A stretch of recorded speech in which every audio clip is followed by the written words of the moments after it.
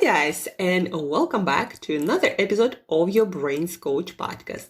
My name is Angela Shurina. I'm your host, I'm your Brains Coach, and it is my job here to share with you, bring to you, discover for you all the best, cutting edge, most useful, applicable, and hopefully important and life and work transforming brain body tools so you could take better control of your thoughts, of your emotions, and most importantly, of your actions so you could deliver more excellence, in a more consistent manner so you could shape your life, work, and destiny closer and closer to the vision you have in your head, in your dreams, and you get to live a very fulfilling and meaningful life experience.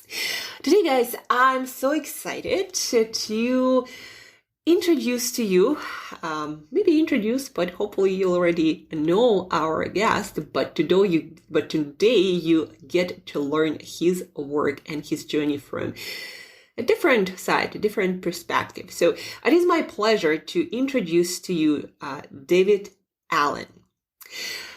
What does it take to turn a simple idea into a global productivity empire? Find out as we sit down and chat with David Allen, a top-rated expert in personal and organizational productivity and executive coaching, as recognized by Forbes, Times, and Fast Company Media, and many other outlets. David authored bestsellers like Getting Things Done, The Art of Stress-Free Productivity, Ready for Anything, and Making It All Work. He created the GTD methodology, which helps individuals, companies, teams transform their lives and their business, their work into balanced, integrated, and productive experiences. This methodology is praised for its broad applicability anywhere from boardroom to living room to classroom and its life-changing impact. From his early days of self-exploration through meditation and martial arts to accidentally falling into a consulting career by helping entrepreneur friends, David highlights the crucial role of maintaining a clear mental space to navigate and shape your career as an expert.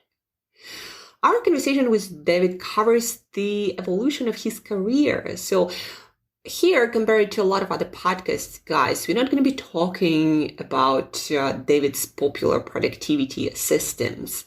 You can get a bunch of resources on David's website and get his books, Getting Things Done. The original are the books, and the new one, Getting Things Done Teams, Getting Things Done with Others. We're going to cover the evolution of David's career, the balance between vision and execution, importance of branding and intellectual property protection, the challenges David faced with privacy and measures David took to ensure his methodologies remained authentic. We also touch on the complex art of pricing services, the significance of giving back through pro bono work and battling imposter syndrome. This episode promises invaluable lessons on building a thriving business with your idea, obsession, or system. So without further ado, please enjoy our insightful and very productive conversation with David Allen. David, welcome to your Brains Coach podcast. I'm so excited and just over the moon. Happy to have you on today's episode of our podcast. So thank you for agreeing to be a guest here. Yeah, well, thanks, Angela, for the invitation. Sure.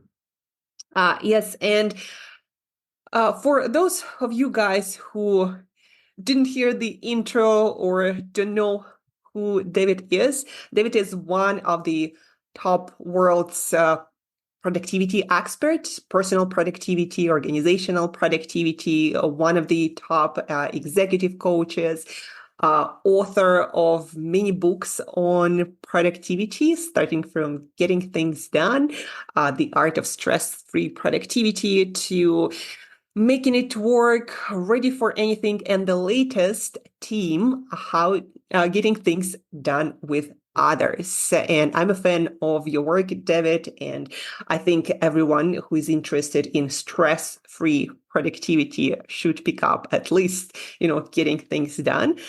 But today I actually wanted to chat about something else, about your thought leadership journey, about your business journey, and how you've created this global empire from what I suspect was an idea in your head. If you don't mind, we can just can you tell our listeners or those future or current thought leaders who feel they have an idea but not sure how to build into a business and into a thriving business? Like, how did it all start for you? Yeah, well, it's actually quite a long story. I'll try to make it as short as I can. Um, I'm not really an entrepreneur. I wasn't that aspirational, business-wise or otherwise. I was really in the academic world. I was studying intellectual history, history of thought, American intellectual history, in graduate school in Berkeley in 1968 in California. And of course, Berkeley in 1968 was pretty rich time for personal growth and exploration and so forth. So at some point, I dropped out of graduate school. I said, instead of studying people who were enlightened, let me go find my own. So I went on a self-exploration tour, and What did it include? meditation, spiritual stuff, martial arts. Got a black belt in karate, but they don't pay people to do that. So I had to maintain my lifestyle, at least a minimal lifestyle. So I wound up, I had friends who were starting businesses. They were small, they had small businesses. They were entrepreneurs. They were starting up, and some of them needed some help just in terms of how they were working and their own system. So I became a good number two guy. So I helped a lot of people. That's where all my jobs came from, was I helped a lot of people, do that. And then I'd walk in and just see what they were doing and say, gee, how much easier can we do this? Because I'm just the laziest guy you ever met, Angela. So I just was always interested in how early can we leave the office or the work, So I would help them improve their system. Now they call that process improvement. Back then I was just lazy, and so trying to figure out, okay, how much easier can we do this? And then I'd fix it and then get bored and go find another job. And then I discovered they pay people to do that. They call them something. Consultant. Wow. Who'd have thought? So I said, I wonder if I could just make a living on a project by project basis, working with people that, could use my input for whatever they might want to use it for. And so I hung out my shingle. This is 1982, Angela, before you were born, I'm sure. And Allen Associates. So I started my little consulting practice, and it turned out, and because of my experience in the martial arts particularly, but also meditation and other things at that time, I really found the value of clear space. What was it like to have no distraction in your head, to be just clear? You learn that in the martial arts. Yeah. I think I read something for you. They say, oh, well, it takes 20 minutes, 30 minutes to refocus on what you're doing. Look, if 4 people jump me in a dark alley, I don't take 20 minutes to refocus. I'm sorry. It's here, that. It's like instant refocus. So it's possible to refocus much more quickly if you're clear.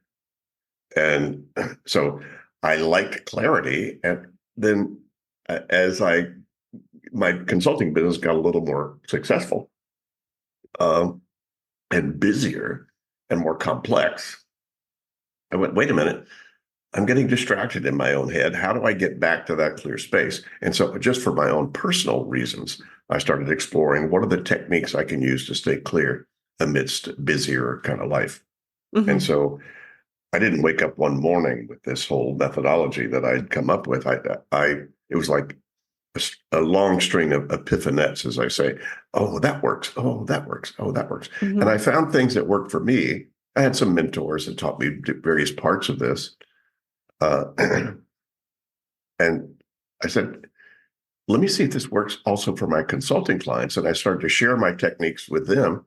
And it produced the same result: more clarity, more focus, more control, more space, mental space to think about the meaningful stuff. So I went, wow. So that actually became a big sort of a core of my little consulting practice. And then I ran across, I was doing a little workshop time, and I ran across a guy who was a senior HR person in a big corporation. He said, David, we need that result in our whole culture. Can you design some sort of training program around this? And maybe we can reach a lot of people with the model and not instead of just one-on-one. So I said, okay, give it a shot. And it turned out we experimented with a pilot program over a year for 1,000 executives and managers of a personal productivity seminar that I designed. And it was the most successful seminar they'd ever done. I was like, wow. I suddenly found myself thrust into the corporate training world. And so, this was Lockheed, 1983, 84. So I found myself thrust in that world. You could have fooled me, that was where I was going to be. But it turned out that was the ripest audience for what I'd actually come up with. And they were willing to pay for it. And it created a job and created a little bit of a career. And so I wound up over the next 10 or 15 years training thousands and thousands of people, mostly in the U.S. Companies. And was it all by yourself? Sorry to interrupt. Yeah. Well, myself, until the demand got so much that I had to find people that I could actually train and hire to go do the same kind of seminars or coaching. My consulting turned more into coaching for one-on-one with executives or high level folks who went to my seminar, or somebody knew about my stuff, and they said, David, can you sit desk side with me and help me implement this for myself? So I spent literally thousands of hours, Angela, one-on-one, desk side with some of the busiest and brightest folks you'd ever meet on the planet, actually walking them through the implementation of this methodology that I come up with. So that's really how this got developed. At some point, somebody said, I had some advisors say, David, you should write the book. I go, how do you write a book? Write the book. Well, they said, well, look, it took me, Angela, it took me 15 or 20 years to figure out what I'd figured out, and that it was unique, and that nobody else seemed to have done it, and that it was bulletproof because it worked. It went viral in some very challenging organizations. And so I said, well, if they can't punch a hole in it, I guess I feel confident I could go ahead and write the book about it. So I wrote the manual. I had no idea what the uptake would be, how popular it would be or not. I just had to get it out of my head and get it out there in case I got run over by a bus. I said, well, here's a manual of what I've learned. I had no traditional formal education in time management, business, or psychology. All this was street smarts, just stuff that I'd learned from my own experience and applied and implemented, and then worked with many, many, many, many, many people and watched the value it created, in implementing it. So then I wrote the book. I wrote the first edition, anyway, of Getting Things Done, published in 2001. I had no idea what the uptake would be. It turned out, it was a bestseller, started to go around the world. And then I thought, I guess maybe I can scale this thing in terms of whatever I came up with. I didn't have to be there personally. Somebody can actually get value out of reading the book and actually start to implement it. So that's, by that time I had a small company, 20, 30 people. And we said, shall we try to scale this internationally? Didn't quite know how to do that. So that was kind of a fumble and mistakes and trying this, trying that, and then wound up meeting some people. And they came to me who had been quite successful in building an international licensee network of an IP. And so I partnered with them to help me set that up. So that was, 15 years ago, at least. To drop a pin on geographical map, or you said scaling internationally, where did you start? Well, obviously, my work was primarily in the U.S., but we had a couple of people that wanted to partner in Brazil and in the U.K. So we tried to create some sort of relationship with them, and didn't really work that well. We didn't really know how to do that. There's all kinds of legal tangles you come up with and trademarks and things like that. And how do you protect the IP in terms of quality control? And again, we didn't know how to do that. So once we found an international partner, after 2 or 3 years, we were represented in 80, 90 countries. Mm. We found licensees that took to this methodology and wound up setting that up. So uh, now that's a lot of my work now. Once we found a partner in the U.S. that could take off that could take on the training, the methodology on a basic level anyway. It's now Crucial Learning out of Utah, and also a partner that could handle the coaching that we were doing called GTD Focus. They're based in Vermont. So they took on the North America basically in terms of that. And so we were able to shrink from 50 people down to 5 of us right Okay. now. And basically we're probably more of an IP licensing company than anything else. So a lot of what I do and a lot of what we do is just support our licensees now around the world. We have some very successful licensees in the UK, in Germany, in Scandinavia, and places far off places like Brunei and Japan and places like that. So that's a short version of a very long story, Angela. Yeah, I can imagine, there are quite a few stories that you didn't share right there, and maybe get to share. But I have a couple of questions. Well, a few about the whole process. So it sounds like you didn't really sit down and decided, well, I'm gonna develop this, global, I don't know, franchise or company, but it kind of grew organically from what you were doing. You True. starting, Yeah. working No, that's with, how it worked. yes, How it and still works. Yeah. I just I just pick up the phone or respond to emails and just, I'm not a marketer and not really an entrepreneur. I mean, people say, gee, David, you must be an entrepreneur because you somehow wound up with this, yeah, career and this business of spreading this IP around the world. But it's not like, okay, I'm going to do that, then I'm going to stop doing that, and then do something else, and to do something else, which is a typical entrepreneurial kind of a serial uh, create and sell businesses kind of a thing. I don't do that. That's not my thing. So I was just delighted to have actually found something that people found valuable, willing to pay me for it, and I think they are still doing it, and and supporting my lifestyle. Come on, I'm yeah, 78, so I don't know how many other careers or professions I would want. If suddenly everybody kind of got this, or everybody suddenly lost interest in what I was doing, I go back and wait on tables. That was my second yeah. favorite profession. Yeah, I think where the world is heading right now, it's just gonna be more demand for your work, because there has never been more distraction, more overwhelmed, more this like stress around handling all of the Yeah, communication and things we gotta do. seems that way. Yeah, lots happened since the pandemic in terms of the change of the business world out there. I wrote the second edition of Getting Things Done. It was published in 2015, not to change the methodology. This methodology didn't change. The audience changed. The Mm, first book was really targeted toward fast track professionals. They were the people hungriest for this and most interested in it. But by that, even back then, I knew this worked for students. It worked for clergy. It worked for stay-at-home dads. It worked for anybody with a busy life. They could use this methodology to stay clearer and get less distraction and less stress. And mhm. but by then, that audience had increased dramatically, and that has continued to increase. So whereas the initial book was probably useful or of interest to maybe the top 5 or 10% of people in a Yeah, company, now it's like 95% yeah, because yeah. flattened organizations, self-organizing organizations, people being challenged to go just manage themselves.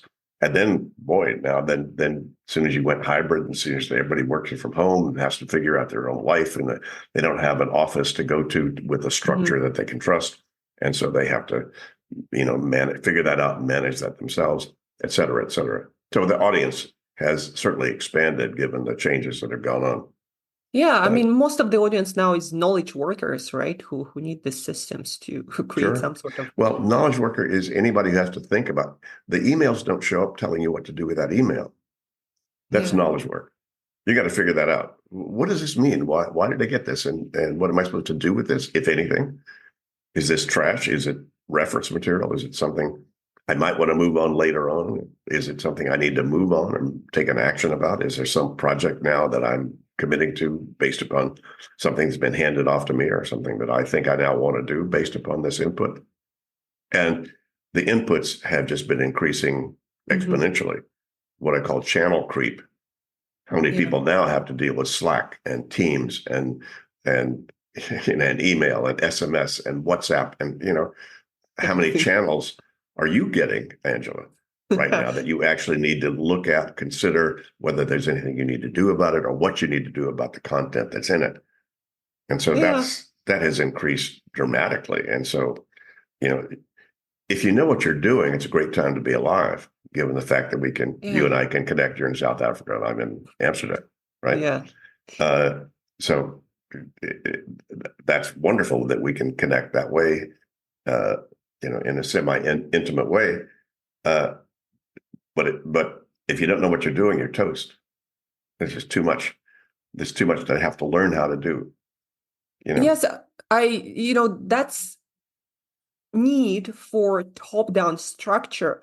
It goes through like a red thread through all of your work. And yes, I believe it's never been more needed than now because, in the world of plenty, just like with nutrition, if you have no framework of how to make great choices, you're just going to be overwhelmed and making, in most times, the worst kind of choices. Um, and that's what I love about your work, why I feel like it's so essential. And a lot of actually people who are familiar with your work, they somehow get the idea, about folders, etc. And I'm like, but I don't believe that's the most important part. I believe the horizons and actually how to think, starting from the vision and principles and purpose. That's where, it's the essential part, and the rest you can kind of, Well, you need them both. yeah. You need vision and you need execution. They're two sides of the same coin, right? You need to kind of know where you're going, but then you need to make sure that you Tools. get there, Yeah. and you actually have to do stuff to get there. So, our new book that we talk about healthy high performance, and healthy high performance Hmm. means, yeah, your team or you and whoever you're doing work with need to produce a result, but what you don't want to do is burn out. And you need to have, is this, are your structures in terms of how you're engaging with each other appropriate? Just like personally, it's the same principles really for personal productivity as for team productivity, which was a lot. I spent the last 4 years with my co-author, really sort of piecing that together. What are Hmm. the essential elements of a healthy high performance team? Not just high performance and not just healthy. If you're just healthy, then it's kumbaya, ayespa, Yeah. rituals, and you don't ever produce much, you know. Yeah. So Yeah, it's you actually need both.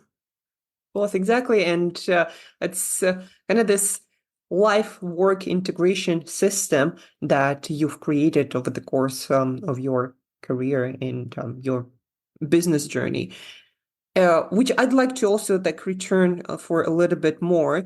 Uh,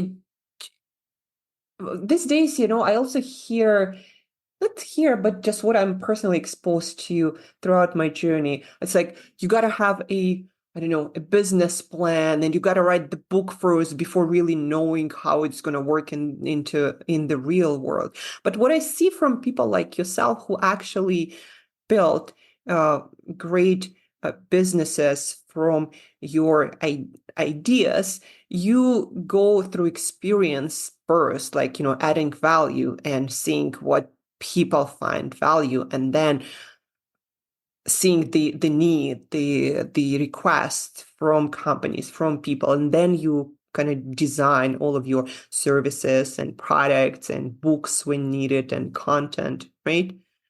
Yeah, So no, that's how it worked.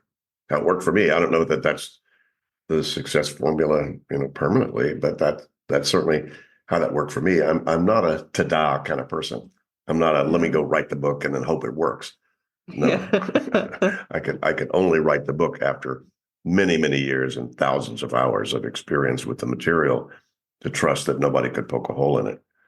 Then Yeah, that gave me the confidence to write the book.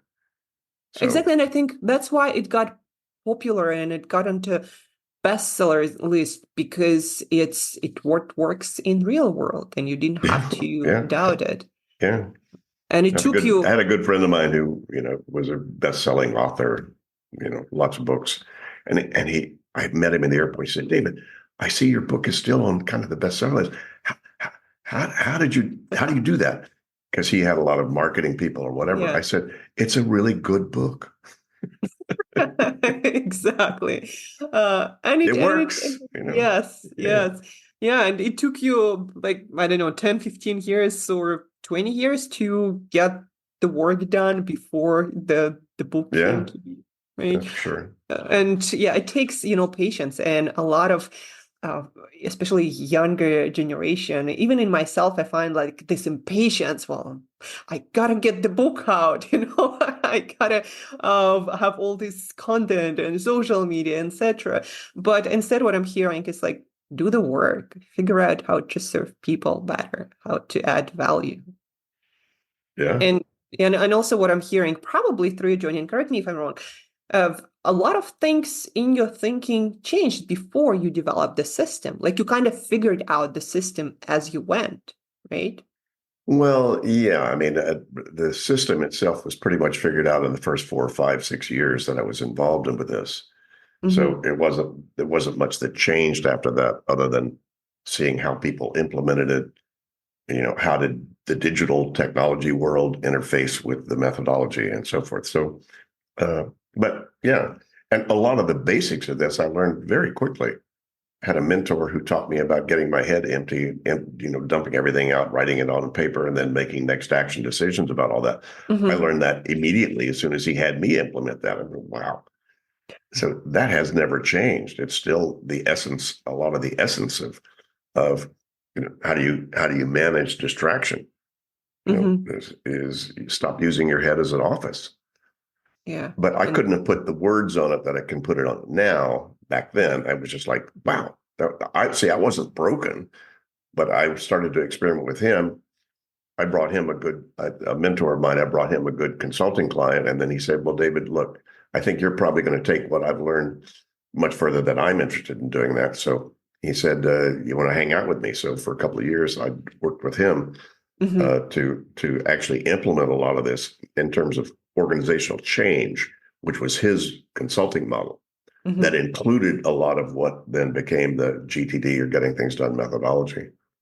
And so, uh, but that was pretty rapid that I found some of the core elements of this. It wasn't Mm-hmm. like it took me 20 years to figure all that out. Uh, but it did take a long time to start to test it out and see how Yeah. it worked in multiple different kind of environments, and to find out what was core about it, what Mm-hmm. didn't change, no matter who I was talking to or how they implemented it. So a lot of getting things done was written to be kind of a universal evergreen manual. If we fly to Jupiter in 2090, you're still going to need an in basket. You're still going to need to decide next actions of things that have your attention. You're still going to have to organize that in some way so that the team sees it. You're going to still. So these Yeah. are just basic, fundamental. This is not like of some new foreign language or some new technology. These are basic rules and principles of how you get stuff done. Yeah. That's the universality. That's why, the book keeps being on bestsellers Yeah, list it's so great, Angela. I don't have to change anything I say, no matter who I talk to. I'm the laziest guy, you ever met. It's like, oh God, I found that something. I don't have to figure out some new thing to say, no matter what it is. I've discovered a lot of new ways to say it, you Yeah. know, based upon who I'm talking to. And, In culture, yeah, and yeah. time. Um, it, And you already mentioned, but I just maybe wanted to talk a little bit more about that marketing strategy. You mentioned that you didn't really have any, and you kind of said yes to things that made sense. How did you first start finding your first clients? Was it like the word of mouth, something from your mentor, like maybe contacts? Like how did that start in your career when you were still all doing all consulting coaching? referral, all word of Okay. mouth. Okay. Once I did this program at Lockheed, had a lot of people there go, wow, that's really cool. And then the guy who Hmm. brought me in there suddenly moved.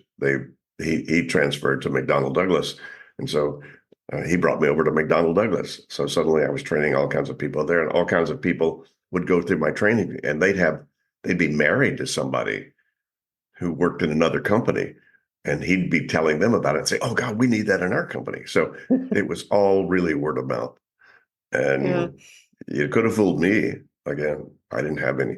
Yeah, later on we decided, okay, at some point we needed to kind of create some sort of an image and a brand. Hmm. GTD was just our shorthand for getting things done, but that became Yeah. a brand itself. Could have fooled us. We said, what? GTD is now a brand out there. And so now it's trademarked. And so Yeah. because people started to learn it that way, because it went viral in the tech world. And when it Hmm. goes viral in the tech world, you go global pretty fast. You know, Yeah. uh, you know, Yeah. I'll, It- um, what do you want to say there? A couple of things popped up simultaneously. GTD as a brand, when did you think of creating a brand out of that? It sounds like much later, but how much later? Was it quite recent? way later. Oh gosh. Well, the book was, so it's got to be the mid 2000s. Hmm. So this is, God, I've been doing this, Angela, for 40 years. So I have to kind of Yeah. recalibrate. Let's see. Okay, when did we start to do that, or when was it necessary? It was mostly because the world was needing it. Hmm. The world kept coming at us and saying, "Okay, how do we brand this? How do we protect this? How do we make sure that the quality out there?" Because there were just tons of pirates that would just Hmm. they'd read my book and say, "Oh, I can do that," and then Yeah. they would go pretend they were getting things done, consultants, all around the Hmm. world. So we didn't want to be police, but we did need to make Yeah. sure we had some sort of something that we could protect, and something that we could then make sure that the brand didn't get sullied because of people doing suboptimal work, Yeah. Yeah. Yeah. That's in the name of whatever, getting things done. yeah. So, Um, would you, if you were to start now, would you still do it that way, or would you put more work upfront on the brand side of things? What do you think? I don't know. You don't know? Thank goodness I don't need to think about that. I don't need to figure that out. Yeah. It's working. It's working fine as it is. I mean, we still have Yeah. to tweak it, hone it, pay attention to it, and support our partners out there, because all of our partners, our licensees, they have their own businesses and they need to Hmm. protect their work. And, we can't do anything or let anybody do anything that's competitive to them, Hmm. because we need to support them. Yeah. Yeah. So, we just need to pay attention to that and pay attention to the feedback that we get out there. You know, we hear from Hmm. all kinds of people. Gee, David, these people are out there pretending they're GTD and pretending their stuff is work. What do we do? So we have, have my, as we call her, our legal beagle, where she knows how to, write to these people and say, "Excuse me, you are using stuff that's trademarked, and uh, you can't trademark an idea, but you can trademark the expression of that idea." Hmm. Yeah, can you elaborate a little bit more on that? How do you protect the brand for all the creators out there? Like, what do you actually protect? Like you mentioned expression of that idea. So what are this like the name, the practices, the method? What does it Anything that's include? copyrighted, the book is copyrighted, Hmm. so that you can't quote the book past about, I don't know how many words, 100 Uh, words or something like that, whatever that is. And they can't use GTD. GTD is trademarked internationally. We pay a lot of money, you know, to make sure yeah. that that's managed, internationally in that way. Also getting things done, also mind like water, also your head's for Hmm. having ideas, not for holding them. So some of these Yeah. just basic phrases, that became kind of somewhat of our brand. We trademarked. So you can't be using those without either our permission or, you know, Yeah. you're in violation. Yeah, and I think for creators like yourself, what's important is that uh, people know how it was created and who it was created by. And yes, if they like want to work with someone who maybe learned it from you, at least, preserve that sort of like uh, order of things, who originated the idea, how it came to be, and what it is, and who's the author, right? Instead of saying that, I don't know, it's your thing, or um, yeah, somehow taking ownership of what was Yeah, created by you, well, your team. the fact that I wrote the book makes it open source in terms of the Yeah, ideas, yeah, right? So I don't know if you've been using any of the ideas from the book, but that's all fine. That's why I wrote the book, so that people could use that information, appropriately. yeah. And so, Yeah, but but yeah, I guess what I'm trying to say, as long as people are like when I use any of your quotes or when I use parts or a whole system, like, okay, this is who created this. This is where I learned. This is why I practice it this way. that keeps the karma clear. Yeah. Uh, Also on the side, of branding, like I often hear that is addressed to me, like you need to create a brand to get successful, and I always feel like that is kind of backward way. First, you do the work, you have something solid, which I don't have. I have exactly because I haven't worked with enough people. And then once you like, sure, this is the thing, it's picking up, and people using certain aspects of your work as almost like, I don't know, rules or principles. That's when it's time to make it solid and protect it and create copyrights. What do you think?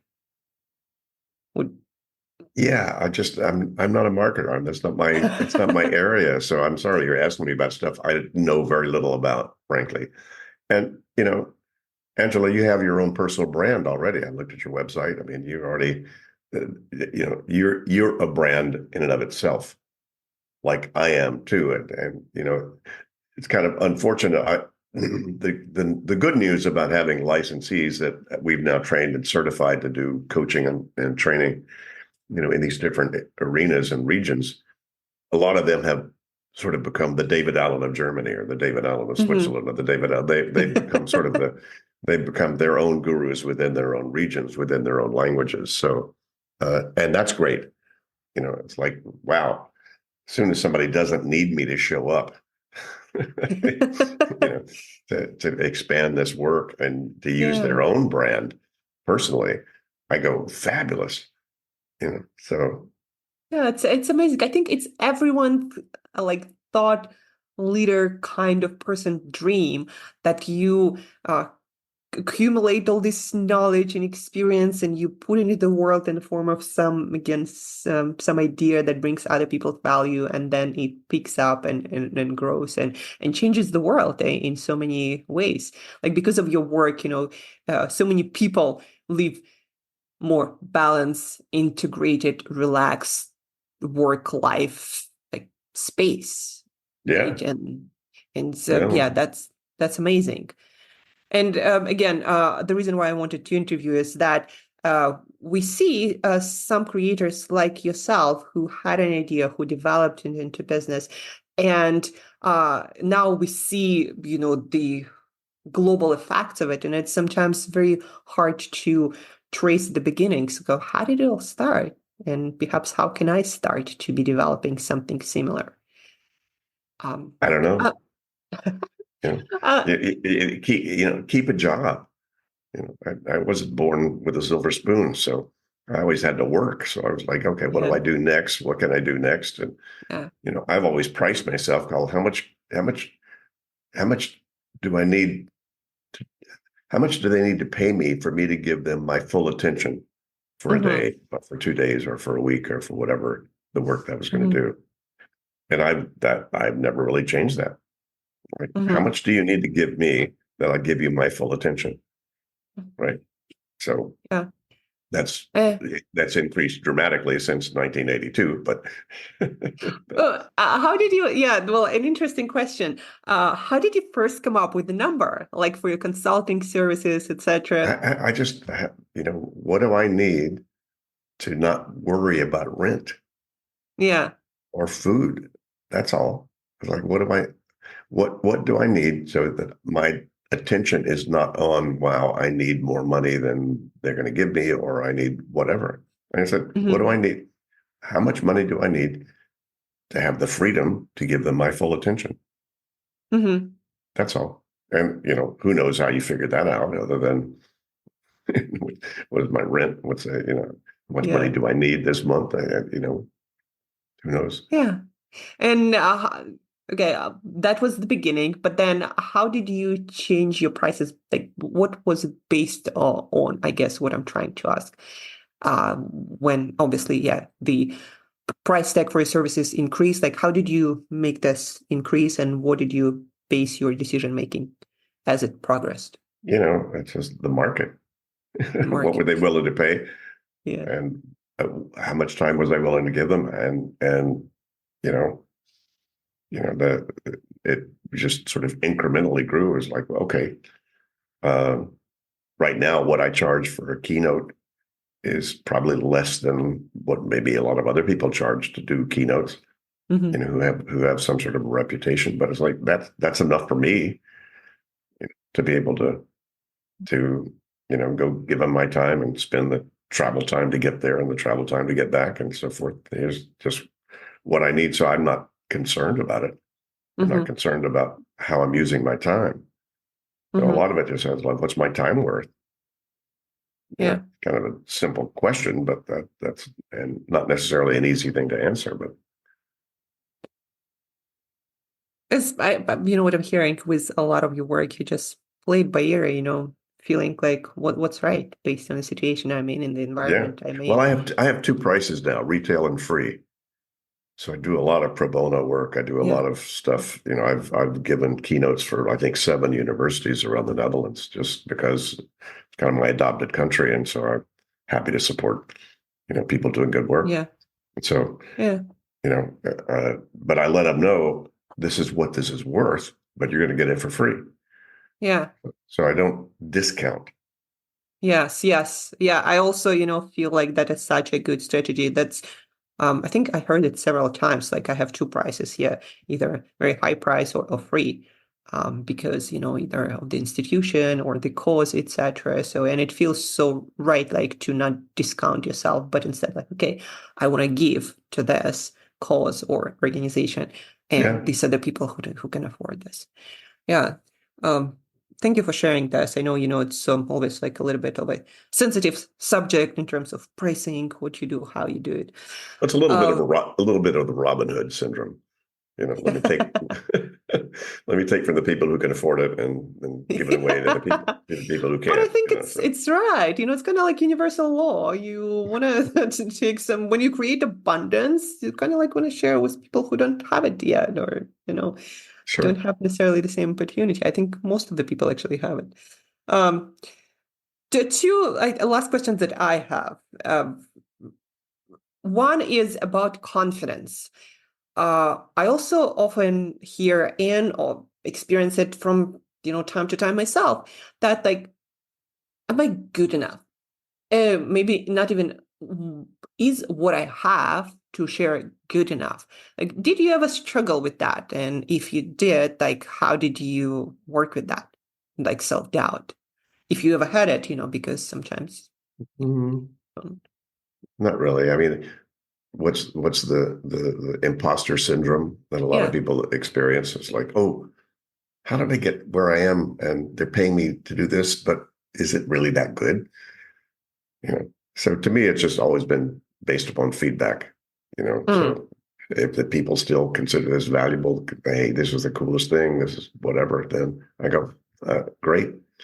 So I just pay yeah, attention to to what feedback. works, and to feedback, and what's working out there. And Yeah, so, it's yeah, yeah, it's what I'm hearing. It's it's like value. When people decide it's valuable, then it's good enough. It's not you saying that, it's what you get from people in the world. Yeah. Yeah, I think that's, the really good, healthy way to think about that. Instead of focusing on you, what do you think about that? Like, let other people see the value in the Yeah. work. And the second question that I had left is people who, again, try to do work like you in today's world. Uh, would you recommend doing something different than how you did it back then? Or maybe another way of saying this is, uh, do you, well, maybe not as it's another sub question. Like, do people who try to do similar work, do you see that they might be doing something wrong? Like from your experience, again, it's not um, not necessarily data, but like your feeling about that. Um, do people do it in the wrong way in our generation? And would you do something different if you were to start right now from comparing to journey? It'd be hard to say. I just was always putting one foot in front of the other and just, followed my nose and look, whatever I did got me where I am, which is fine. And so you can't denigrate the rungs of the ladder that got you where you are. So um, I'm very happy with that. I don't know what advice I would give anybody uh, about that other than pay attention to the feedback. Mm-hmm. You know, keep going. Mostly just don't stop. You just need to keep going and stay engaged. With what you feel like doing. Yeah. Trust your intuition. And the intuitive quality is there's a still small voice inside of you that could tell you that's a good thing to do or that's not. Or go ahead Mm-hmm. and try that out and then learn from the experience. Because we're here on the planet just to experience things and to learn from it and see what you Yeah. learn.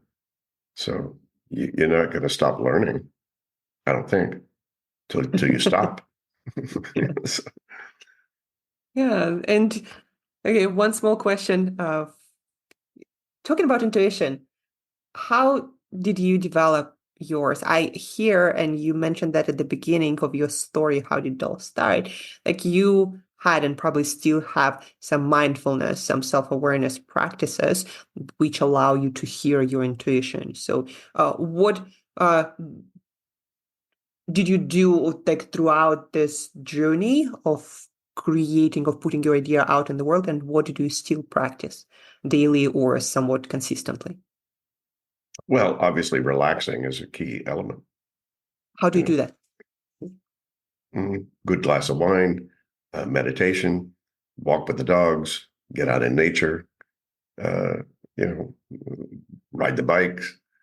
There's Mm-hmm. all kinds of things to do that kind of get you out of yourself that allow you to relax and then just pay attention to what then shows up. While you do that. One of my favorite things to do is at night after the dogs are asleep and my wife is asleep and I've got a good glass of wine in my living room, turn the lights down or off, no digital tools at all. And Mm-hmm. then I basically practice doing nothing, thinking about nothing. And then when you think about nothing, you'd be surprised how many things start to show up Mm-hmm. when you give it space, to Yeah. do that. And then, a lot of those are, gee, too much wine, David, or that was a dumb idea, or, come on. But, I always keep a pad and pen by me, no matter Mm-hmm. what. So I'm always capturing, wow, that could be a cool thing to do. And then the next morning I go, dumb idea, or that's a cool thing to do. But it may go on my someday maybe list. It then may be Yes. something I actually take an action about, you know. So I never know. It could be any and all of that. Yeah. I'm just open to, wherever. And I have a working hypothesis that there are all kinds of, angels and people in other realms that are friends of mine that are quite supportive of what I'm doing, that love me dearly. And so if I'm relaxed and say, okay, guys, any advice, and then be open to listen. Yeah, be open to listen, creating space so things can, pour into or feel the space. Yeah, that's what I hear. Well, And meditation, everybody thinks, well, yeah. that just turned the world off. It's like, no, the world is always on. It's Hmm. always on. All meditation does are contemplative or reflective kinds of exercises, or you're slowing down or silencing a lot of the noisy part of the world so that you can then are available to hear the more subtle aspects. But they're always there. Yeah. I feel like a lot of anxiety, problems, not being able to figure things out in life come from this constant noise that our world is being filled more and more with from social media or messages or email, etc. And the Yeah, more noise we get, yeah, it's like, being in a very noisy room. It's very hard to hear one single voice that might be like your soul or, spirits, whatever. But if you tune down that noise, then you can hear it a lot clearer. correct. So, yeah, thank you, David, for sharing all this, your story so openly, and of all the details about how GTD and the rest of your life came to be, and got to improve our world in so many ways. I really appreciate it. And I hope that our listeners uh, will take a lot of practical advice and also pick up your books, from the first one to the last one, whatever speaks to them most clearly. And yeah, ultimately, after listening to this podcast, I hope they'll take some pen and paper and create some list of things to get done. Why not? Why not? Yeah, why Sure. not? Any parting thoughts? If not, that's okay. But if anything you'd love our listeners, the thought Yeah, yeah. readers to live with, yeah. Yeah, stop using your head as your office. Your head's a crappy office. Yeah, It did not evolve to remember, remind, prioritize, or manage relationships between more than four things, and that's now yeah, cognitive science data. yeah, So, objectify it, write it down, get it out of your head, take a look. yeah. Such an easy practice to start and such a powerful practice to start. Indeed. To, yeah. So thank you so much. And oh, one last piece, one last question. Where do you want our listeners to go to discover more of your work? Is it your website? Is it just, Well, yeah, your getting books? gettingthingsdone.com is our Hmm. website, and you can tap to a lot of stuff there. If you do gettingthingsdone.com/YouTube, you'll see a lot of my short little videos and things that I've done that, Yeah. if you like little snippets and to snack on sort of this information and how I've sort of packaged it, that's an easy place to go. Yes. And also Instagram, right? You post those snippets on Instagram. Yeah, and Yes. Twitter. Yeah, so for folks, I'm going to link those channels as well in the show notes so they can find you on the media where they mostly spend their time. Thank you so much, David, again. Looking forward to more of your work and to see how you keep transforming the world. Thank you so much for your time. Appreciate Thanks, Angela. Yeah, thanks for the invitation. This is fun. Good work. it.